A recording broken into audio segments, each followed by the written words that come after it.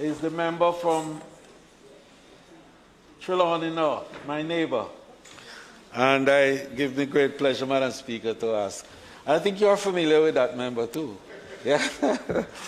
To ask the Member of Parliament, Tova Hamilton, to make her presentation.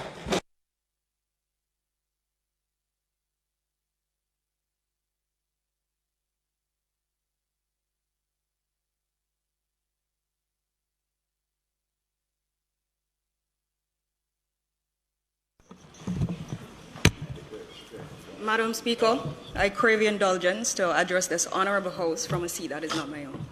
Go ahead.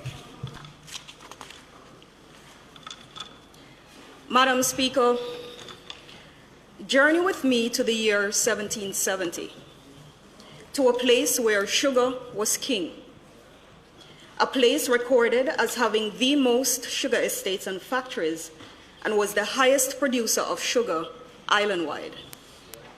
This pivot around sugar led to its second capital being established in 1790, a capital that fast became one of the busiest ports on the North Coast and arguably one of the most vibrant towns.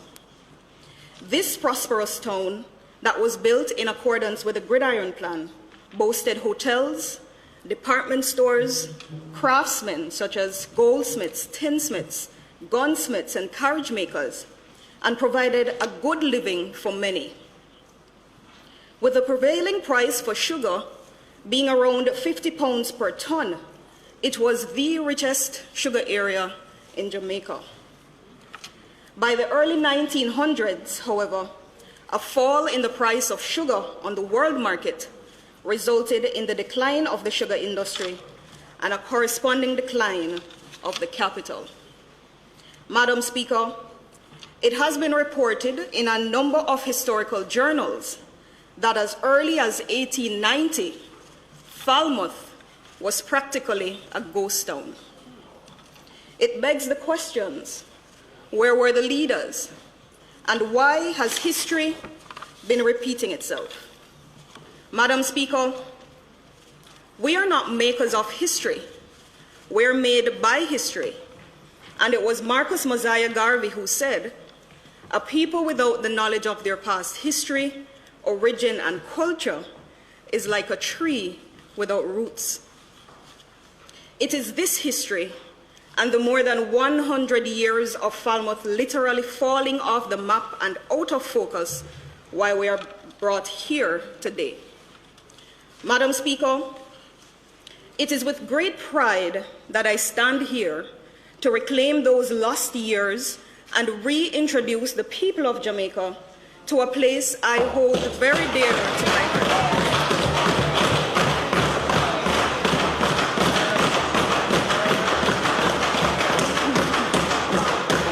A place I believe possesses all the raw materials to recover our prosperity.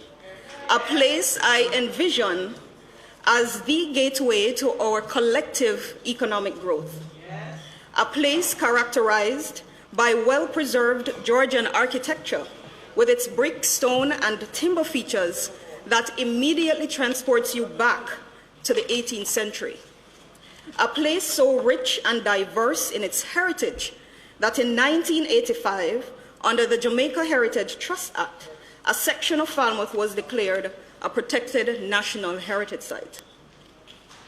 A place with lush foliage, verdant countrysides, pristine beaches, and rivers that flow for days. A place that is home to some of the most attractive sites you will ever encounter. Sites such as the 1744 Good Hope Estate, the famous St. Peter's Anglican Church built in 1796, the first ever Masonic temple built in 1798, the Bunkers Hill Cultural Experience, and the Luminous Lagoon, which is one of 4 such locations in the world, and the only one where the luminary reaction can be seen 365 days of the year. A place where it appears many men were called in the past to lead, but only one woman has to date been chosen to provide visionary leadership.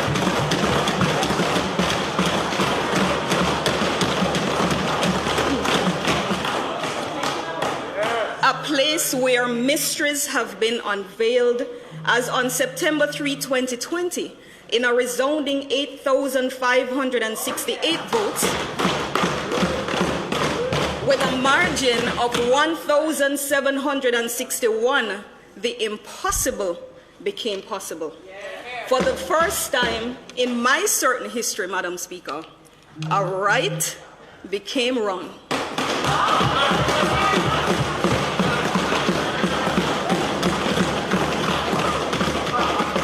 Madam Speaker, it is the place from which I hail and stand as a proud product and servant leader, where young men and women from Deeside, Drumley, Bunkers Hill, Wakefield, Calabar, Prospect, Spicy Hill, Kinloss, Duanvale, and Falmouth can feel inspired to dream big and do great things, because I stand here as a manifestation of what is possible for them.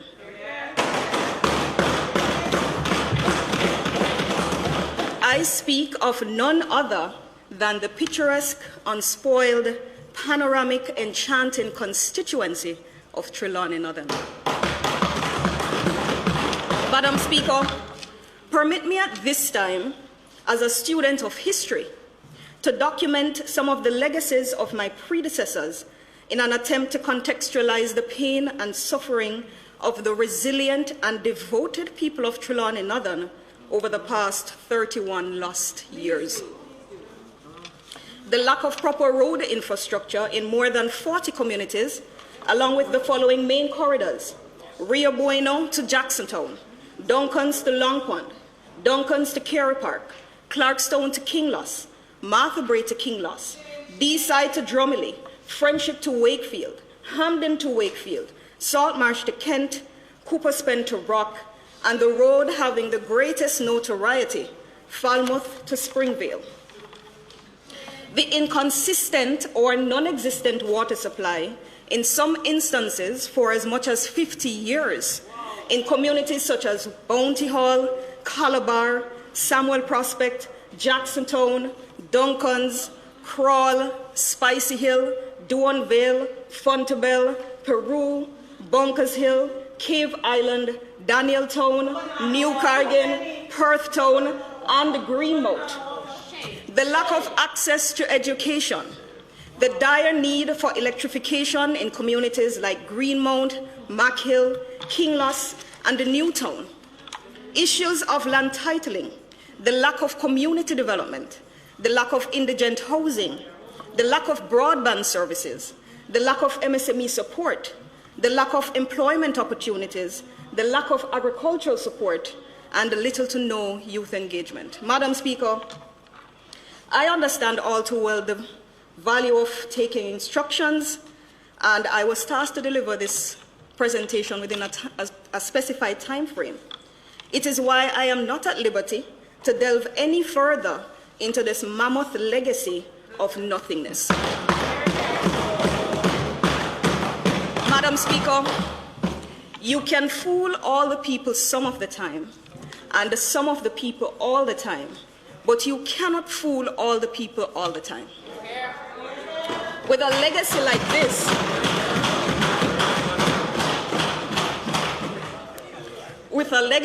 this, I believe it is fair to conclude that the last 31 years have been 31 years of tomfoolery. Madam Speaker, the business of Trelawney Northern could not continue on autopilot, because we know all too well, where there is no vision, there is no hope. With such a turbulent history and the obvious need for intervention, I have taken the responsibility to provide visionary leadership with the greatest level of sincerity, passion, and determination. Madam Speaker, we can't change history, but we can shape our future.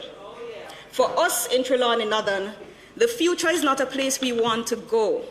It's a place we want to create. It is my fervent mission to leapfrog Trelawney Northern from its 1890 state of decline to that of a 21st century model constituency.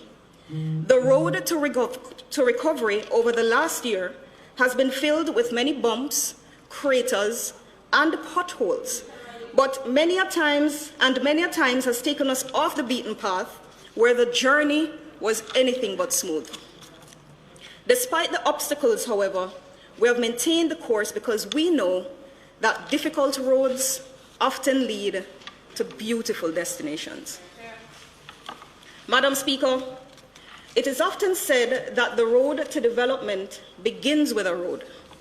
If you should ponder on this statement, you will find that it is quite profound, as roads are the arteries through which an economy pulses. They link purveyors to markets, workers to jobs, students to schools, the sick to hospital. If we believe this mantra, it would mean that roads are vital to any development agenda. Now, if that premise holds true, based on the state of our roads, the only logical conclusion to be made is that there has been no development agenda for Trelawney Northern in a very long time. Based on the need for deliberate strategic development and the knowledge of the magnitude of work to be done, there was swift action to recover through rehabilitation and patching exercises the worst sections of the following roads: Wakefield, Bounty Hall, Kettering, Danieltown, Granville, Holland, Panarsus, Perthtown, Garrido, Martha Bray, the Georgia Main Road leading to Samuel Prospect, and the Duncans Main Road. Madam Speaker, the more extensive works carried out in the communities of Bunkers Hill and the Calabar left residents in awe. They recounted that the last time they were given any such attention was as far back as the 1980s. I must hasten to inform the House that these works previously identified were not done with additional funding allocated to the constituency, but were done with resources that were available to my predecessor that he simply had no interest to use. Funding that collectively amounted to more than $50 million.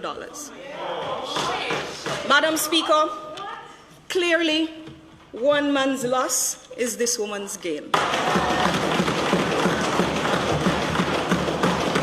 Through the National Housing Trust Scheme Upgrading Program, rehabilitation of roads in the Vanzilans community was completed during the period at a cost of approximately $38 million. Madam Speaker, allocations have been made through the Constituency Development Fund and the Spruce Up Jamaica program for repairs to be undertaken to the Reserve Main Road and Pitt Street in Falmouth, respectively. These works, which are expected to cost a total of approximately $6.3 million, should start within a month. Further allocations have also been made to repair the Mountain Hill Road through the Farm Road program at a cost of approximately $6 million. This project is also quite advanced, as a contract has already been signed for works to begin.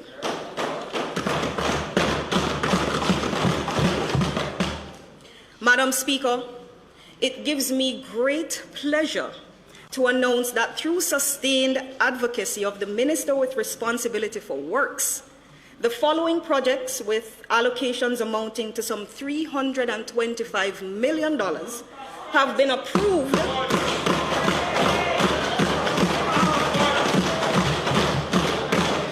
and are at various stages of procurement.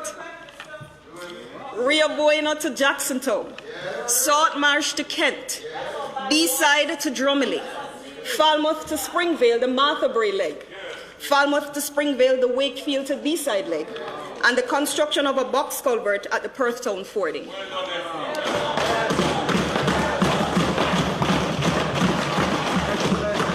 Madam Speaker, there is absolutely no cost that will be too great for the recovery of my beloved Trelawney Northern.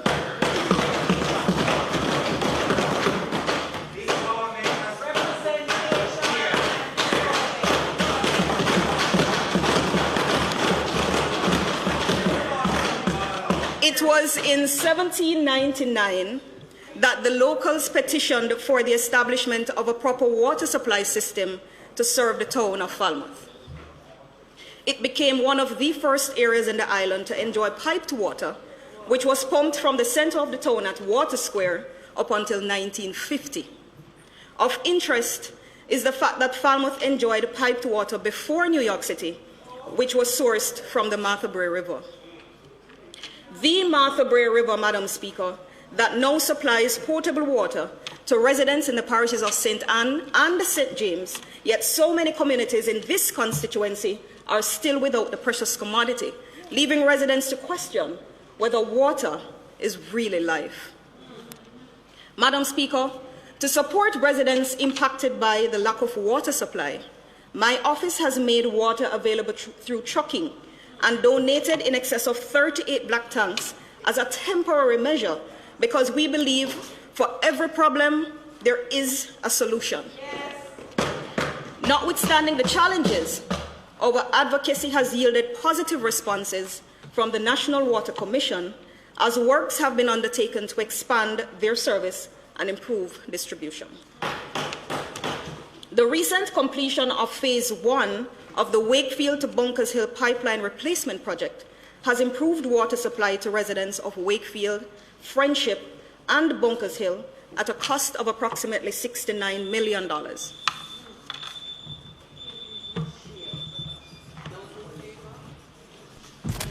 Madam Speaker, I beg to move that the member's time, having looked at what is here, be extended sufficiently to allow her to finish her presentation. May it please. The question before the House is that the member be given sufficient time to complete her presentation. Those in favour? Aye. Those against? The ayes have it. The second phase of this project, Madam Speaker, is at the design stage and is expected to be undertaken within the next financial year. Madam Speaker, works on the $200 million Dornoch and Greater Dornoch water supply rehabilitation and upgrading project began in April 2021. Upon completion in February 2022, the residents of Brampton, Calabar, and the Samuel Prospect will, after more than 39 years, stand to benefit.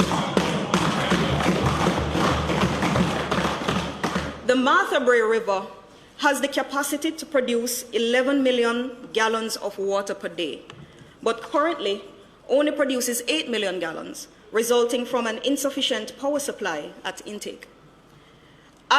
In an effort to yield full capacity, a contract has been awarded to upgrade the power supply to the facility. These works should be completed by the end of January 2022 and will allow the NWC to better serve its customers. The residents of Bounty Hall are at their wits' end with the inconsistent water supply to their communities over the last 50 years. Damage to the pumping unit at the Bounty Hall relift happens too frequently, to the frustration of residents. Upon my appeal to the Minister with responsibility for water, 2 new pumps, duty and standby, have been approved to be installed within the next 4 to 6 months to ensure improved reliability. Madam Speaker, for more than 60 years, the residents of Greenmount have been appealing to successive representatives for assistance to develop their community. I was the first representative to ever visit the community, and I was immediately moved to act. My appeal to the Jamaica Social Investment Fund for intervention was met with a quick response and approval for the electrification of more than 100 households, to the marvel and delight of all residents. Madam Speaker,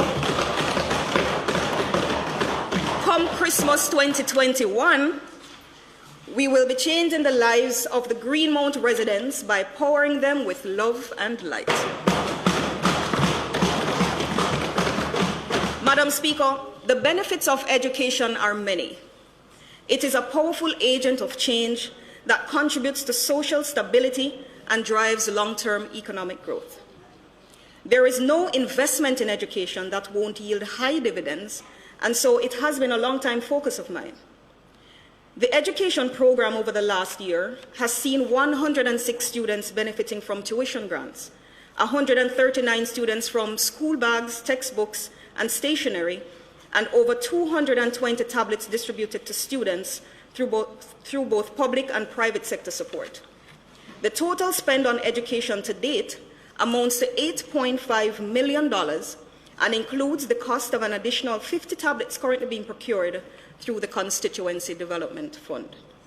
We also eagerly await the 100 tablets to be supplied by the Ministry of Education, Youth and Information. Madam Speaker, the COVID-19 pandemic has caused some amount of displacement in our society, and our most vulnerable have not been spared. This has triggered responses from various ministries of government and have served as welcome additions to the regular funding made available through the Constituency Development Fund. Collectively, these responses have made the following provisions available: 33 funeral grants, 22 medical grants, 100 compassionate grants, 75 entrepreneurial grants, 149 billion grants, and 2,474 care packages that were funded through both public and private sector.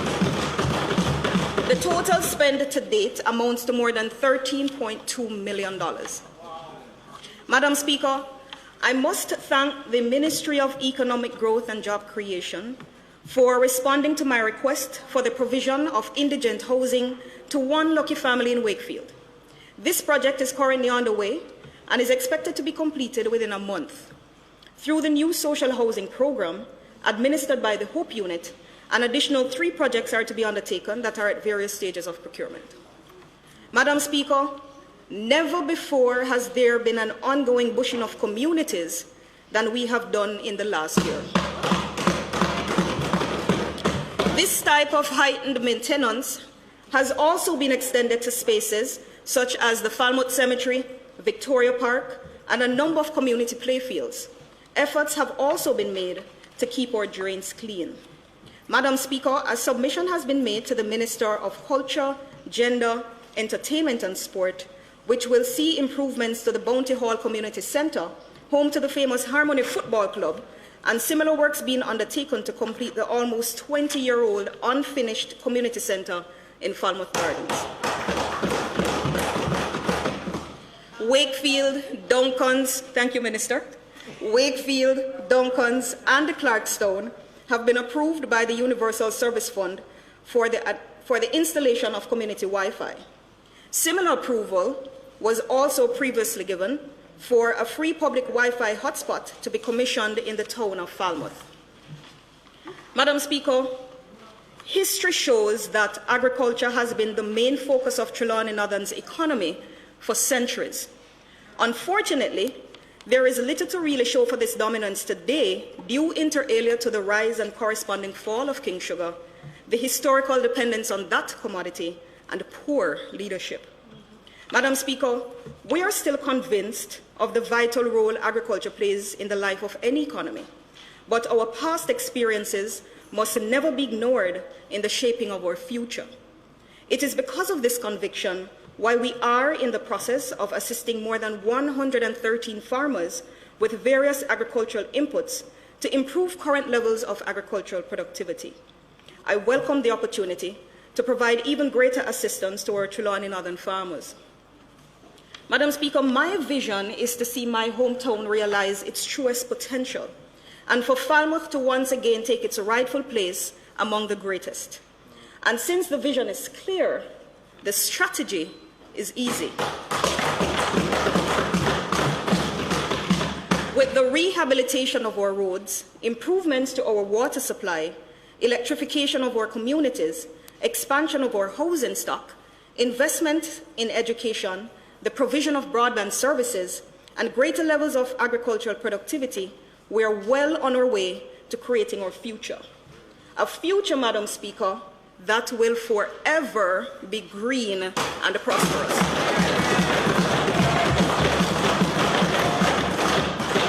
Madam Speaker, this journey was only made possible by the diligent and the supportive people of Trelawney Northern, to whom I owe a debt of gratitude. Permit me to specially acknowledge the leadership of the Jamaica Labour Party, the electorate, our party workers, my support team, some of whom are here in the gallery today, and my family. Madam Speaker, as I continue along this road to recovery, I pray the Almighty will forever grant me wisdom, protection, and good health. I thank you, Madam Speaker.